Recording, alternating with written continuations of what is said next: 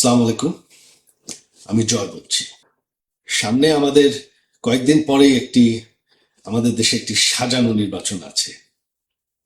তার সাথে আছে একটা গণভোট। আমি জানি আপনারা সবাই ভীষণ বিরক্ত। এই গত ১.৫ বছরে যে একটি বিশৃঙ্খল পরিস্থিতি গেছে, কোনো আইন শৃঙ্খলা নেই, অর্থনীতি পড়ে গেছে, কোনো গণতন্ত্র নেই, আপনাদের ভয় থাকতে হয়েছে। আপনারা সবাই বিরক্ত, ভোট দিতে চান যেভাবেই হোক এই সরকার চলে যাক। তবে এই সরকার কিন্তু নির্বাচনের পরে আর থাকছে না। আপনারা ভোট দেন কি না দেন, এই সরকার এমনিও যাচ্ছে অমনিও যাচ্ছে। তবে এই নির্বাচনটি হচ্ছে একটি সাজানো নির্বাচন। এখানে আমাদের দেশের অর্ধেক দলদেরকে বাদ দেওয়া হয়েছে। শুধু আওয়ামী লীগ তো না, যত স্বাধীনতার সপক্ষের দল তাদেরকে বাদ দেওয়া হয়েছে, যত প্রগতিশীল দল তাদেরকে বাদ দেওয়া হয়েছে। শুধুমাত্র বিএনপি জামাতকে ক্ষমতায় বসানোর জন্য এই নির্বাচন হচ্ছে। যেই জামাত আমাদের বাংলাদেশের স্বাধীনতার বিরোধিতা করেছে, যারা আমাদের দেশের ৩০ লক্ষ মানুষকে হত্যা করেছে, তাদেরকে ক্ষমতায় বসানোর জন্য। আমি জানি আপনারা আরো বিরক্ত রাজনৈতিক সংকটের উপর। আপনারা সংস্কার চান, তবে সংস্কার কিন্তু গায়ের জোরে একতফা করলে টিকে না, ঠিক হয় না। এইটা আমাদের ৭৫-এর পর যারা সামরিক শাসন করেছেন তারাও চেষ্টা করেছে ঠিক সেই গণভোট করে, সংস্কার করে রাজনৈতিক উন্নয়ন আনতে। তাতে কি হয়েছে? তাতে আমাদের গণতন্ত্র আরো দুর্বল হয়েছে। এই গণভোটে পর আমাদের গণতন্ত্র আবারও দুর্বল হয়ে যাবে। রাজনৈতিক সংকট, সংঘর্ষ আবার ফিরে আসবে।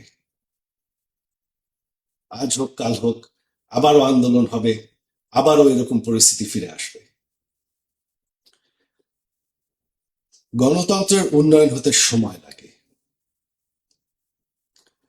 আমি জানি আপনারা মনে করছেন যে অনেক বছর হয়ে গেছে, তবে আমাদের দেশ কিন্তু এখনো একটি নতুন দেশ, মাত্র ৫০ বছর বয়স। গণতন্ত্রকে আরো সময় দিতে হবে।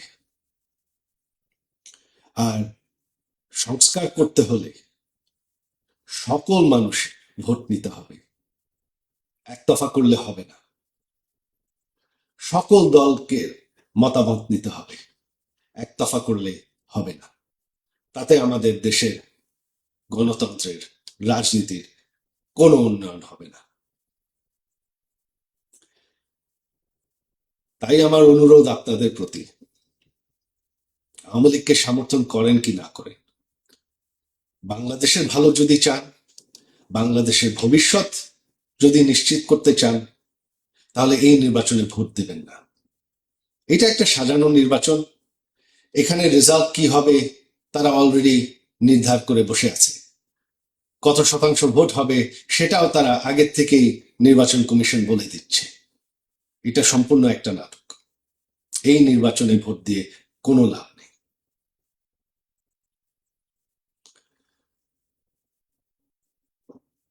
তাই আসেন আমরা ঐক্যবদ্ধ হই যে এই সাজানো নির্বাচন আমরা মানব না। গায়ের জোরের একতফা সংস্কার আমরা মানব না। বাংলাদেশের ভালো চাই, বাংলাদেশের ভবিষ্যৎ নিশ্চিত করতে চাই। সেটাই যদি আপনারা চান, আমার অনুরোধ আপনাদের প্রতি যে এই নির্বাচনে ভোট দিবেন না, দিতে যাবেন না, কোনো লাভ হবে না। ১৯৭২ সালের ১০ জানুয়ারি শেখ মুজিবুর রহমান সাহেব পাকিস্তানের কারাগার থেকে মুক্ত হয়ে বাংলাদেশে ফেরার পরপরই তিনি অকপটে বলতে গেলে বলতেই হয়, সে সময় তিনি ছিলেন জাতির অবিসংবাদিত নেতা। এদেশের 94% মানুষ তার দলের প্রতি আস্থা রেখেছিল 70-এর নির্বাচনে। আফসোস, এমন আকাশচুম্বী জনপ্রিয়তা আর মানুষের ভালোবাসা নিয়ে যিনি দেশের দায়িত্ব নিলেন, তিনি দেশটাকে সামলাতে পারলেন না। তিনি দেশ সামলাবেন কেমনে, তার দলকেই তো সামলাতে পারলেন না। এই জন্য সেই দলটির ব্যাপারে আক্ষেপ করে উনি অনেক কষ্টের কথা বলে গেছেন যে বিশ্বে বিভিন্ন দেশ যখন স্বাধীন হয়, মানুষ তারা সম্পদের খনি পায়, আমি পেয়েছি ভিন্ন খনি। কিসের খনি আমি এটা বলতে গেলাম না। সম্মানিত ভাইরা, তিনি এও বলেছিলেন, কারে নিয়ে আমি সোনার বাংলা গড়ব, ডানে বায়ে সামনে পিছনে যার দিকে তাকাই একই চেহারা দেখতে পাই। তিনি তার জীবনের মূল্য দিয়ে এর প্রায়শ্চিত্ত করেছেন। অবশ্যই এইভাবে একটি পরিবারের নিহত হওয়াকে সভ্য বিশ্বে কেউ সমর্থন করে না, কিন্তু নিয়তে যার যেরকম লেখা তাকে তো সেরকমই বরণ করতে হবে। এটাও তো ঠিক যে স্বাধীন বাংলাদেশে তাদের শাসনামলে 36,000 মানুষকে বিনা বিচারে হত্যা করা হয়েছিল, যার মধ্যে 10,000 ছিল মুক্তিযোদ্ধা, যারা কিনা দেশ শাসন করেছিল বুক চিতিয়ে লড়াই করে। তাদেরকেই মরতে হলো রক্ষী বাহিনীর হাতে। রক্ষী বাহিনীর চাবকের তো নিচে থেকে অনেকে ফিরে আসেনি, কেউ সৌভাগ্যক্রমে ফিরে এসেছে।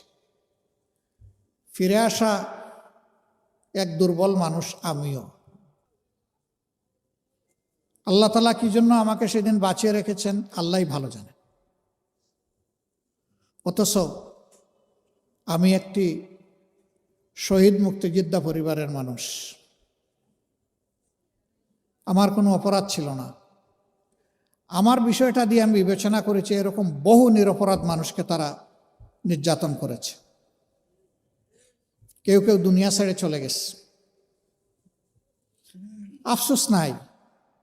তারপরেও যদি দেশের মানুষ আমাদের জীবনের বিনিময়ে একটু শান্তি পেত, কোনো আফসোস থাকতো না। কি অবস্থা সৃষ্টি হলো।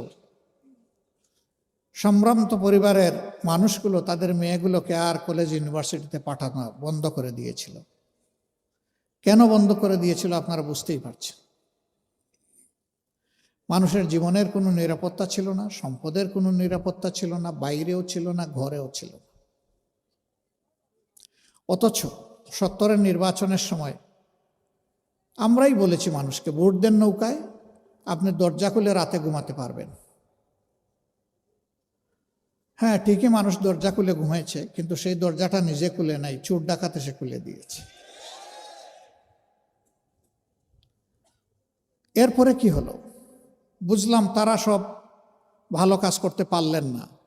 দফায় দফায় ক্ষমতার পালাবদল হলো।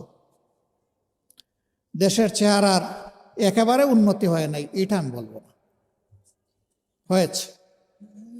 তবে যুগের যে পরিমাণ চাহিদা ছিল আর যে পরিমাণ সম্ভাবনা ছিল তার তুলনায় কিছুই হয়। এখানে বসা অবস্থায় আপনারা কোনো গন্ধ পাচ্ছেন কিনা? আমি কিন্তু একটু গন্ধ পেয়েছি। এটা একটা সভ্য জনপদ, এটা আমার গর্বিত দেশের রাজধানী। দুনিয়ার বিভিন্ন দেশে যাওয়ার সুযোগ হয়েছে। সেখানে নগরে শহরে এরকম চলমান প্রবাহমান বহু চ্যানেল আছে, ঝর্ণা আছে, নদী আছে, খাল আছে, ড্রেন আছে, কিন্তু আপনি ড্রেনের পানিও হাতে নিয়ে দেখবেন যে মার্বেলের মতো চকচক করছে। কেন? তারাও মানুষ, আমরাও মানুষ। আমরা কেন দুর্গন্ধের সঙ্গী হব? আমরা কেন পলিউটেড ওয়াটার স্ট্রিমের সঙ্গী হয়ে দুকে দুকে মরব? হাজার রোগ কেন আমাদের দেশে এই কারণে বাসা বাঁধবে? কপাল আমাদের এই জায়গায়। আমি বলেছিলাম আমাদের আল্লাহ অনেক সম্পদ দিয়েছেন, সব জায়গায় বলি একটা সম্পদের অভাবের কারণে আমরা পারলাম না আমাদের দেশটাকে বাগানের মতো করে সাজাতে। সেই সম্পদ হচ্ছে চরিত্রের সম্পদ। ক্ষমতায় যাওয়ার আগে অনেক রাজনীতিবিদ বলে থাকেন আমি রাজনীতিকে এবাদত মনে করি, আমি রাজনীতি করি মানব সেবার জন্য, সেবা আমার ধর্ম। হ্যাঁ, উনি মানব সেবা করেন ঠিকই, শুধু নিজের সেবাটা করেন। তিনিও তো একজন মানব, সেই অর্থে তিনি মানব সেবা করেন। কিন্তু মানব সেবা বলতে যা বোঝায় তা তো দেখি না। গত 15.5 বৎসর এদেশের মানুষ দারুণ কষ্টের মধ্য দিয়ে অতিবাহিত করেছে, আর আমাদের জন্য পরিবেশটা ছিল আরো একটু কষ্টের। জানেন সব কিছু, আমি এগুলো রিপিট করতে যাচ্ছি না। আমাকে একবার একজন তদন্তকারী কর্মকর্তা রিমান্ডে আমাকে জিজ্ঞেস করছে যে আপনি কি একটু দয়া করে আপনার সর্বশেষ ঠিকানাটা বলবেন।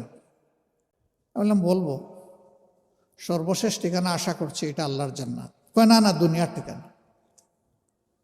আমি বললাম যে সেইটা কোনটা বলবো? কয় কোনটা বলবেন মানে? বললাম যে আমার তো শত শত ঠিকানা আছে। কয় স্যার আপনি অ্যারেস্ট হয়ে এরকম আমাদের সাথে মৌজ করতে পারেন? বললাম মোটেই আমি মৌজ করছি না। কয় তাইলে কীভাবে বললেন যে শত শত ঠিকানা আছে? আপনি এত ধনী? বলে আপনি কল্পনা করতে পারবেন না আমি তার চেয়ে আল্লাহর মেহেরবানি বেশি ধনী। কয় একটু বুঝিয়ে বলবেন? আমি বললাম অবশ্যই। এই যে আপনারা আর আপনাদের সরকার, আপনাদের কারণে কোনো বাড়িতে 1 রাত, কোনো বাড়িতে 2 রাত, কোনো বাড়িতে 3 রাত, কোনো বাড়িতে 1 সপ্তাহ, কোনো বাড়িতে 2 সপ্তাহ, এইরকম করে কেউই তো আমাদের বছরের পর বছর যাচ্ছে। এখন হিসাব পেয়েছেন যে আমাদের শত শত ঠিকানা কোথায়?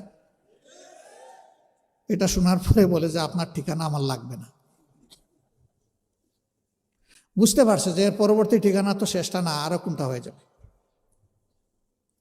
এইটা ছিল ভাই আমাদের কন্ডিশন। একটা স্বাধীন দেশে বসবাস করেছি, পরিবারের সদস্যদের মুখ দেখতে পারি নাই একটানা দেশে থাকা অবস্থায় 10.5 মাস। অবশ্য যখন জেলে যেতাম তখন মাসে একবার দেখার সুযোগ পেতাম, তারা আসতো আমাকে দেখতে। কিন্তু জেলের বাইরে যখন থাকতাম এটা হতো না। এখন বলবেন এটা তো আপনার উপর দিয়ে গেছে, তাতে দেশবাসীর কি? না, আমার উপর দিয়ে যায় না, এই কোটি কোটি মানুষের উপর দিয়ে একই অবস্থা গিয়েছে। আমি একা মজলুম ছিলাম না, বলতে গেলে গোটা দেশবাসী, গোটা সমাজই মজলুম ছিল। তারা আমাদের সবগুলো অধিকার একে একে কেড়ে নিয়েছিলেন। বাঁচার অধিকার, খাওয়ার অধিকার, কর্মসংস্থানের অধিকার, আমাদের ভোটের অধিকার, আমাদের মানব অধিকার, আমাদের নাগরিক অধিকার